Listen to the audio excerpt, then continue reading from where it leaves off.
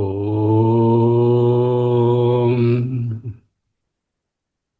ఓం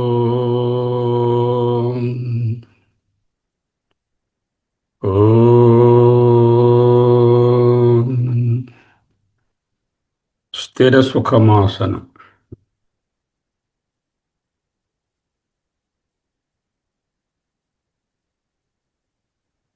అహమస్మి అహమస్మి అహమస్మి. ఐయామ్. వేదాంత శాస్త్రం అంటే పుస్తకాలు చదవడం, ప్రవచనాలు వినడం, విషయాన్ని ఆకలింపు చేసుకోవడం. గురువుగారు ఉండాలి, చెప్పే గురువు, బోధించబడే శాస్త్రాలు, బోధించబడుతున్న నేను. చాలా బాగుంది, చాలా పవిత్రంగా ఉంది. బట్ అది కాదు కదా understanding. Look at myself, అంతర్ముఖ. ఇది వేదాంతానికి మొదటి స్టెప్. లోపల అంతర్ముఖంగా ఉండడం. I look at myself with a mindless mind, open mind.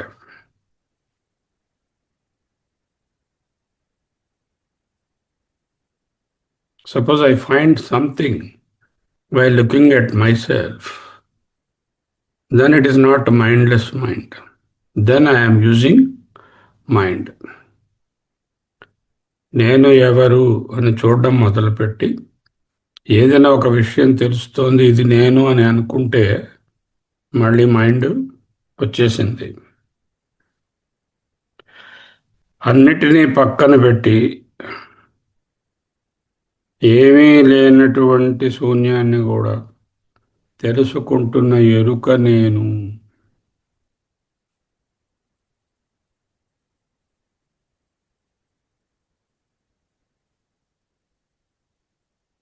Now, mind is alert, inactive. Mind has become object and I am the Sakshi or the subject.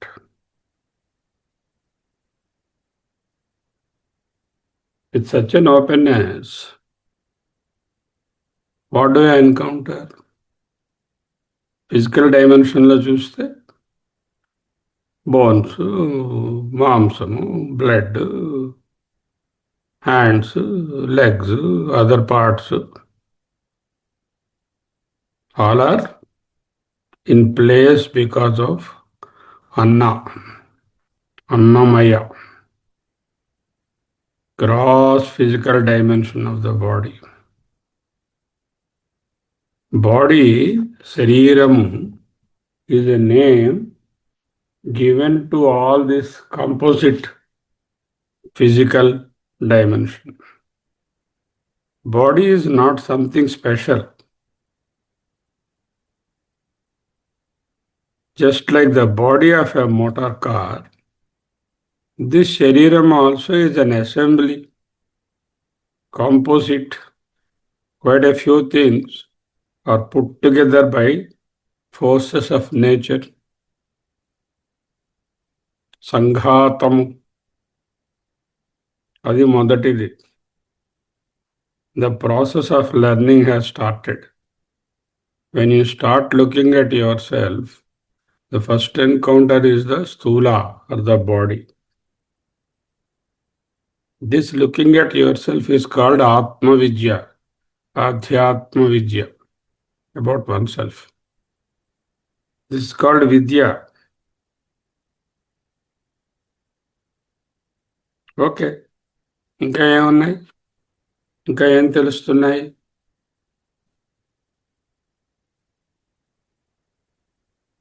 Apart from the physical body, sensations ఉన్నాయి. Subtle, powerful, optical, చెవికి సంబంధించినవి smell, taste, touch. And there is another thing which is connecting all these things. వింటున్నది, చూస్తున్నది వేర్వేరైనా ఒకే విషయాన్ని గ్రహిస్తుంది. ఒకరు పాట పాడుతుంటే ఆయన చూస్తున్నారు, వింటున్నారు. ఈ రెండు సెన్సెస్ని ఇంటిగ్రేట్ చేసేది ఎవరు? ఈ 5 సెన్సెస్ని ఇంటిగ్రేట్ చేసేసి ఒక కాంపోజిట్ పిక్చర్ ఇచ్చేది ఎవరు? Mind. So this he's got a sense of position also. నాది అనిపిస్తుంది, నాది కాదు అనిపిస్తుంది, నాకు కావాలి అనిపిస్తుంది, నాకు అక్కర్లేదు అనిపిస్తుంది. I and mine, me and mine. This subtle dimension ఇప్పుడు ఏంటైతే చెప్పుకున్నాము, ఇంద్రియాలు దాని సహాయంతో, దాని వెనుకాల దేని సహాయంతో అయితే ఇంద్రియాలు పనిచేస్తున్నాయో, ఏదైతే నేను నాది అనే భావాలను కలిగిస్తుందో, that is the psychological dimension. It is not physically available for verification. Mind table మీద ఉన్నటువంటి గ్లాసు లాగా ఫిజికల్గా వెరిఫై చేయగలరు ఏమిటి? చేయలేరు. It is a psychological entity, a subtle entity, సూక్ష్మమైనటువంటిది.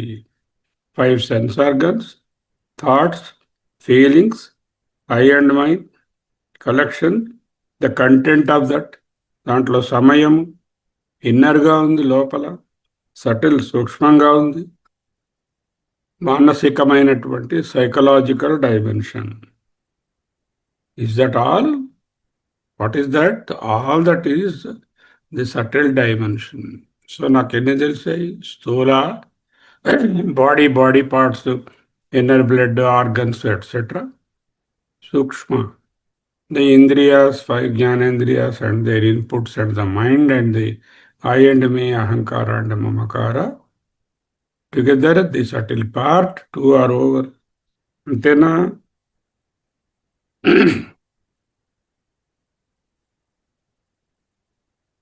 అంతే అనుకుంటే మిమ్మల్ని మీరు తెలుసుకోవడం అనే ప్రక్రియ ఆగిపోయింది.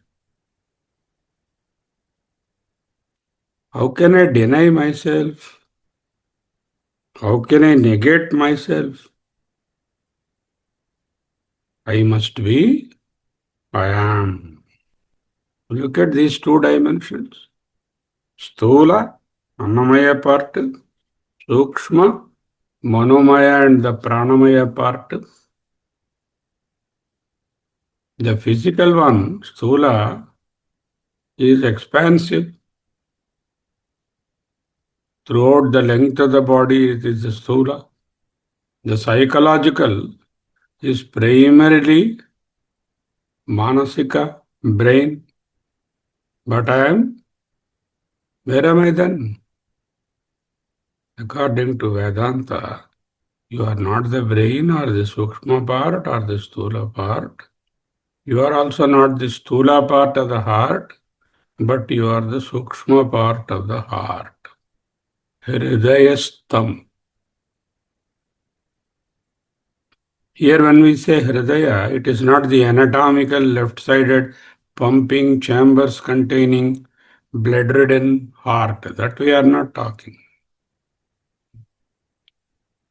Vedanta heart is Sukshmati Sukshma.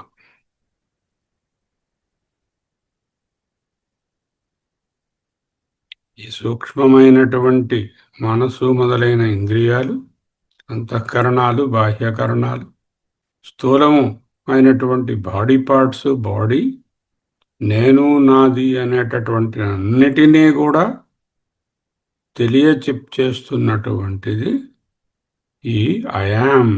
This I'm you have to locate in the heart. అహం, అహం, aham, aham.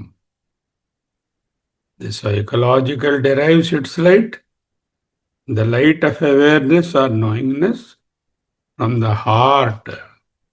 Hridaya is equivalent to Atma.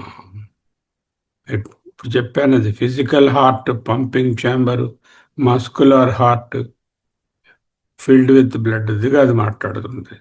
ఇక్కడ heart in English is not the equivalent of hridaya. Hridaya is that subtle part which you are.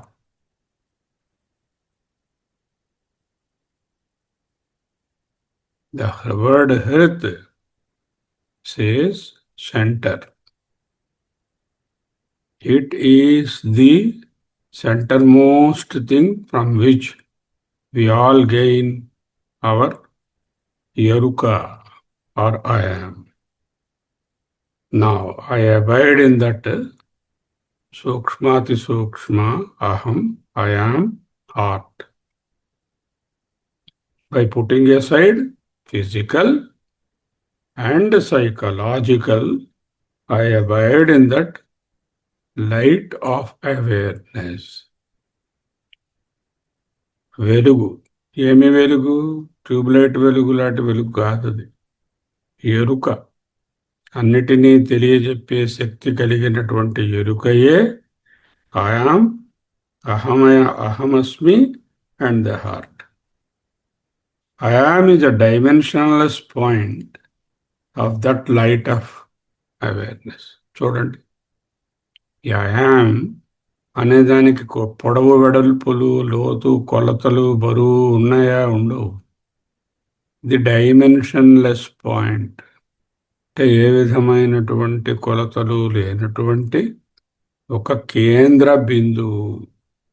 బిందువు అని కూడా అనకూడదు, ఒక కేంద్రము, centre, అదే heart.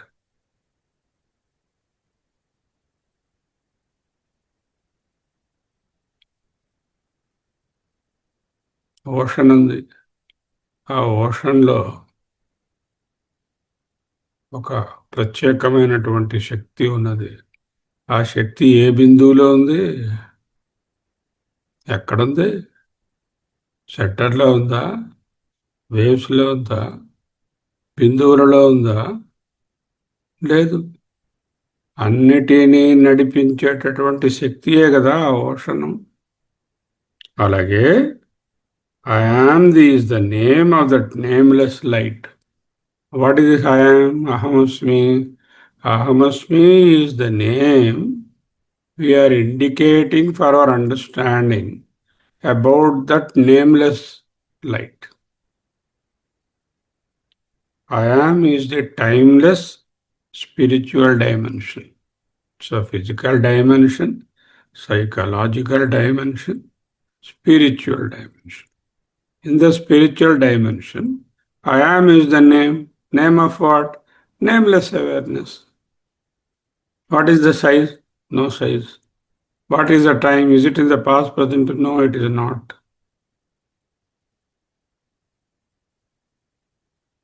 This is distinct from the physical and the psychological. Aham. Aham. Aham. Aham. I am. I am. Ahamasmi. Ahamasmi. Ahamasmi. బాహ్య ప్రపంచాన్ని, external world of objects, people and experiences, స్థూల శరీర ప్రపంచాన్ని, the physical component of the body, all the physical things. Physical means which can be verified, touched, weighed, measured, grasped either direct or with instruments. And the psychological, ఏదైతే గ్యాడ్జెట్స్లో కొలవలేను కానీ ఏదైతే నాకు అనుభవంలో ఉన్నదో, దేనిలో అయితే అహం, మమ మొదలైనటువంటి ఇమోషన్స్ అన్నీ కూడా స్టోర్ అయి ఉన్నాయి. Psychological part, the external outer worldly part, the స్థూల part and the psychological part. వీటి మూడిటిని కూడా వెలిగించే కాలాతీతమైన,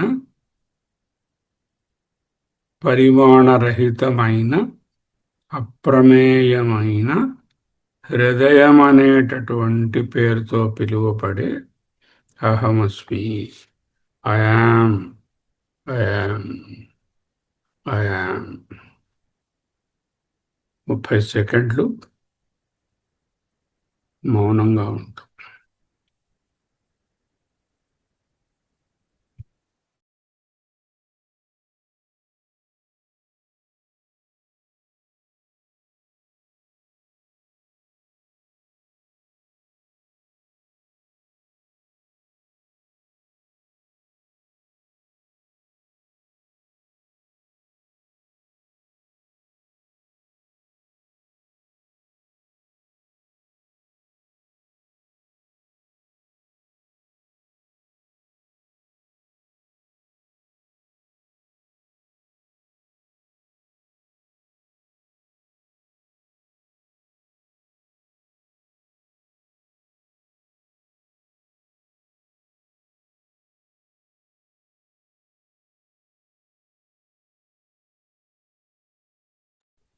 అహమస్మి, అహమస్మి, అహమస్మి, సోహం, సోహం.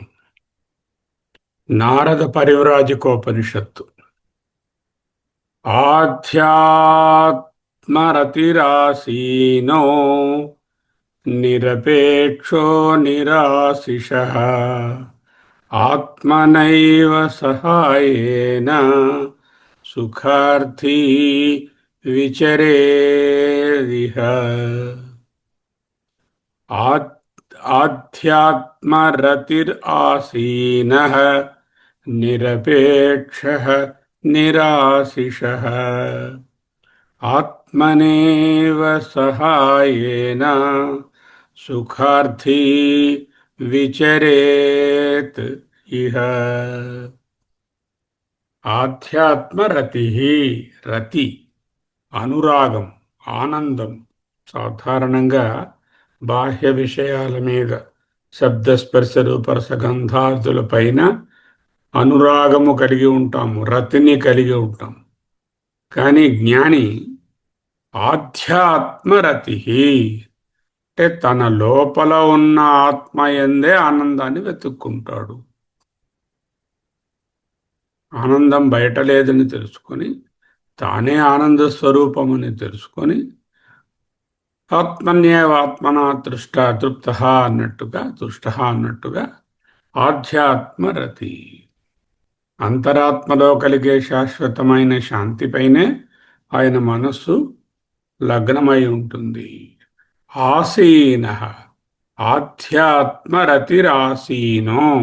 ఆసీన అంటే కేవలం కూర్చొని ఉండడం కాదు, కేవలం స్థిరంగా ఉండడం, కూర్చుని ఉండడం అని అర్థం కాదు. ఆసీన అంటే సుఖ దుఃఖాలు, లాభ నష్టాలు, ద్వంద్వాలు వీటి నుంచి చెరించకుండా ఆత్మస్థితిలో నిరంతరంగా ఉండడమే ఆసీన. Established in the self. స్థిత, స్థితప్రజ్ఞ అంటున్నాం కదా, ఆ స్థితయే ఇక్కడ ఆసీన. నిరపేక్ష, అపేక్ష అంటే ఆశించడం. నిరపేక్ష అంటే దేని మీద ఎటువంటి ఆధారపడడం లేని స్థితి. దేని మీద ఆధారపడాలి? ఒక్కటే ఆధారం, అన్నిటికీ సర్వాధారం, విశ్వాధారమైనటువంటి అహమస్మియే ఆధారం. మిగతా బయట ఉన్న ఇల్లు, ఆకలి, పిల్లలు, జాబు, ఉద్యోగాలు, డబ్బులు, పరువు, ప్రతిష్ట వీటి మీద ఆధారపడితే అవి కూల్చేస్తాయి. ఎందుకు? అవే కూలిపోయేవి కాబట్టి. సో లోకంలో ఒక వస్తువు ఉంటే నేను సంతోషంగా ఉంటాను, ఒక వ్యక్తి నా దగ్గర ఉంటే చాలా హాయిగా ఉంటుంది అనుకుంటాం. కానీ జ్ఞాని ఏ వస్తువు లేదా వ్యక్తి తన సంతోషానికి కారణం కాదు, అది ఉన్నా లేకపోయినా తన సంతోషం పెరగదు, తరగదు. వర్ధతే కనీయాన్ అని బృహదరణ్యకులు చెప్పినట్టు అదే నిరపేక్ష. నిరాశిష, ఆశిషం అంటే ప్రార్థన. ఆశీర్వాదం, ప్రార్థన, కోరిక. ఏదైనా ఒకరిని మీరు నన్ను ఆశీర్వదించండి అంటే మీరు నా కొరకు ప్రార్థన చేయండి అని అర్థం. మీరు నా కొరకు అనంత శక్తిని ప్రార్థన చేయండి. దాని పేరే ఆశీర్వాదం. ఆశిష, ఆశీస్సులు, ప్రార్థనలు. భవిష్యత్తు గురించి ఎటువంటి ప్రణాళికలు లేనివాడు, కోరికలు లేనివాడు, ఇలా జరగాలని ప్రార్థనలు లేనివాడు, ఇది కావాలి ఇలా ఉండాలని ఎవరి ఆశీస్సులను కోరనివాడు, అటువంటి వాడు నిరాశిష. మళ్ళీ ఏమిటి శ్లోకం? ఆధ్యాత్మరతిరాసీనో నిరాపేక్షో నిరాశిష. ఆధ్యాత్మరతి ఎందే స్థిరముగానున్నవాడు, ఆపేక్ష లేదు, నిరాశిష, కోరికలు ప్రార్థనలు లేవు. అపేక్ష అంటే డిపెండెన్స్. ఫలానాది ఉంటే నేను హాయిగా ఉంటాను, ఫలానాది ఉంటే నేను కష్టపడతాను, ఫలానాది లేకపోతే నా పని అంతే అనుకున్నదాన్ని అపేక్ష. ఆశీష్ అంటే కోరిక, ఒక ప్రార్థనాపూర్వకమైనటువంటి కోరిక. ఈ రెండు లేవు. ఇప్పుడు ఏమిటయ్యారు?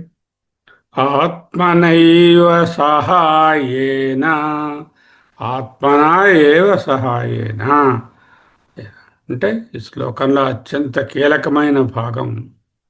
ఎక్కడకు వెళ్ళాలన్నా, ఏది చేయాలన్నా తోడు కావాలి. నేను వెళ్ళాలి బెంగళూరు, నాకు ఎవరైనా సహాయం వస్తారా? నాకు భయం వేస్తుంది, రాత్రి చీకట్లో నువ్వు సహాయం వస్తావా? ఇక్కడ ఎవరికి సహాయము? ఆత్మే సహాయం. ఆత్మ ఏవ సహాయేన, పరమాత్మతోనే క్రీడిస్తాడు, పరమాత్మతోనే సంభావిస్తాడు, సంభాషిస్తాడు. పరమాత్మయే అత్యంత పెద్ద బలము. ఒంటరితనము భయము కాదు, ఆ ఏకాంతమే దివ్యమైన తోడు. సకల బలంబులు నీవే సర్వేశ్వర, నాకు అకలంకం బగు సుఖము అన్నిట ఇదే నాకు. సకల బలంబులు నీవే ఆత్మేశ్వర. సర్వేశ్వర అంటే ఆత్మయే. సుఖార్థీ విచరేతిహ. సుఖార్థి లోకంలో తిరిగేటటువంటి సుఖాలకు కోసం అన్వేషించేవాడు కాదు, ఆత్మసుఖాన్ని పొందినవాడు. అర్థి ప్రయోజనం ఏమిటి? ఆత్మసుఖం. విచరేత్ ఇహ, ఇహ అంటే ఈ ప్రపంచంలో, విచరేత్ సంచరిస్తాడు. ఆధ్యాత్మరతిరాసీనో నిరాపేక్షో నిరాశిష, ఆత్మనైవ సహాయేన సుఖార్థీ విచరేదిహ. ఆత్మనిర్భరత, సెల్ఫ్ రిలయన్స్. సంతోషం బయట వెతుకుతాం, అది మనలోనే ఉందని ఉపనిషత్ వాక్యం గుర్తు చేస్తుంది. ఆత్మలోనే ఎవరైతే రమిస్తారో ఆధ్యాత్మరతి, ఎవరికైతే బయట వస్తువుల మీద డిపెండెన్స్ ఉండదో, ఎవరైతే ఎక్కడికి వెళ్ళినా ఏ స్థితిలో ఉన్నా పరమ సుఖాన్ని అనుభవిస్తారో, ఎవరికైతే కోరికలు లేవో, ఎవరికైతే ఆత్మ తప్ప వేరే తోడక్కర్లేదో, ఆయన నిశ్చలత్వమే ఆసనంగా కలిగి ఉంటాడు. అదే ఆత్మబోధ. ఈ స్థితిని పొందినవాడే జీవన్ముక్తుడు. గీతమంటుంది, ప్రజహాతి యదా కామాన్ సర్వాన్ పార్థమనోగతాన్ ఆత్మన్యేవాత్మనా తుష్టః స్థితప్రజ్ఞా తదోచ్యతే. తనలో తాను తన ద్వారా ఆత్మ ద్వారా తృప్తి చెందేవాడు. Self satisfied in the self alone. ఆత్మన్యేవ ఆత్మనా తుష్ట. ఎక్కడో బయట ఉన్న వస్తువు వలననో పలకరింపు వలననో సన్మానము వలననో వచ్చే ఆనందం కాదు. ఆత్మరతి, అధ్యాత్మరతి అన్నారు ఇక్కడ. రెండు ఒక్కటే.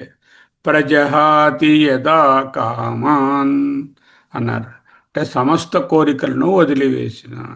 ఈ ఉపనిషత్తు ఏంటుంటుంది నారద పరివ్రాజక, నిరాశిష నిరపేక్ష అన్నారు. అదే ప్రజహాతి యదా కామ. ఆత్మన్యైవ సహాయేన అంటే ఆత్మనా తుష్ట అన్నది గీత. ఆత్మనైవ సహాయేన, ఆత్మయే తోడుగా, ఆత్మనా తుష్ట, ఆత్మతృప్తి చోదన. మానవుడికి సుఖం కావాలంటే సాధనం కావాలి, ఆహారం కావాలి, మనుషులు కావాలి, సంగీతం కావాలి, తోడు కావాలి. ఏవీ అక్కర్లేదు. ఆత్మయే సాధనము, ఆత్మయే తోడు, ఆత్మయే సుఖము. విచరేదిహ స్థిత ప్రజ్ఞ అన్నారు. ఒకరు లోకంలో సంచరిస్తున్నా విచరేత్, ఎక్కడ ఉన్నా బుద్ధి మాత్రం పరమాత్మ యందు స్థిరంగా ఉంది. ఇదే విచరేత్ అంటే స్థిత ప్రజ్ఞ.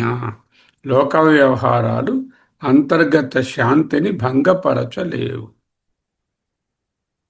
ప్రజహాతి యదా కామాన్ సర్వాన్ పార్థమనోగతాన్ ఆత్మనే ఆత్మనా తుష్టః స్థితప్రజ్ఞా తదోచ్యతే. స్థితప్రజ్ఞః తదోచ్యతే. ఈ రెండిటి అన్వయం వల్ల అర్థమైన పరమార్థం ఏమిటి? సంతోషం అనేది వస్తువులలో లేదు, అది స్వరూపమే సంతోషము. ఏకాకి నిస్పృహ అని నిన్న చెప్పుకున్నాం కదా, మౌనము ఏకాంతము అని. అది కూడా ఇక్కడ ఆత్మరతి అనేటటువంటి ఈ విషయాన్ని చెప్తోంది. యతి యొక్క అంతస్థితిని. ఎవరైతే ఆత్మనా తుష్ట అంటే తమలో తాము తృప్తిగా ఉంటారో వారికి ఎవరితోనూ మాట్లాడవలసినటువంటి అవసరం ఉండదు, మౌనమే ఉంటుంది. నారాయణేత్యేవం ప్రతివాక్యం అని చెప్తారు నిన్న చెప్పుకున్నట్టుగా. కేవలం సమాధానం ఎవరన్నా అన్నారు, ఓం నారాయణ రామ్ రామ్, అంతే. మౌనానికి మూలము ఆత్మతృప్తి. రెండు శ్లోకాలు నిన్నటిది, ఓదానికి ఒకటి, ఈ కోసే అన్ని కూడా. మరొకసారి. ఆధ్యాత్మరతిరాసీనో నిరపేక్ష నిరాశిష ఆత్మనైవ సహాయేన సుఖార్థీ విచరేదిహ ప్రజహాతి యదా కామాన్ సర్వాన్ పార్థమనోగతాన్ ఆత్మన్యేవాత్మనా తృప్తః స్థితప్రజ్ఞా తదోచ్యతే. అహమస్మి అహమస్మి అహమస్మి. ఎన్నిసార్లు ఎంతకాలం బయట వాటి మీద ఆధారపడి మోసపోయాము, ఇంకా బుద్ధి రాలేదు మనకి. బయట వాటి మీద ఆధారపడిన అన్నాళ్ళు అంతసేపు అన్నాళ్ళు కూడా పూర్తిగా మోసపోయాం. అహమస్మి అహమస్మి అహమస్మి అహమస్మి అహమస్మి అహమస్మి సోహం సోహం సోహం సోహం సోహం సోహం హృత్సోహం సోహం తృప్తోహం శాంతోహం ఆత్మతృప్తోహం నిరాశిషోహం. స్వస్తి.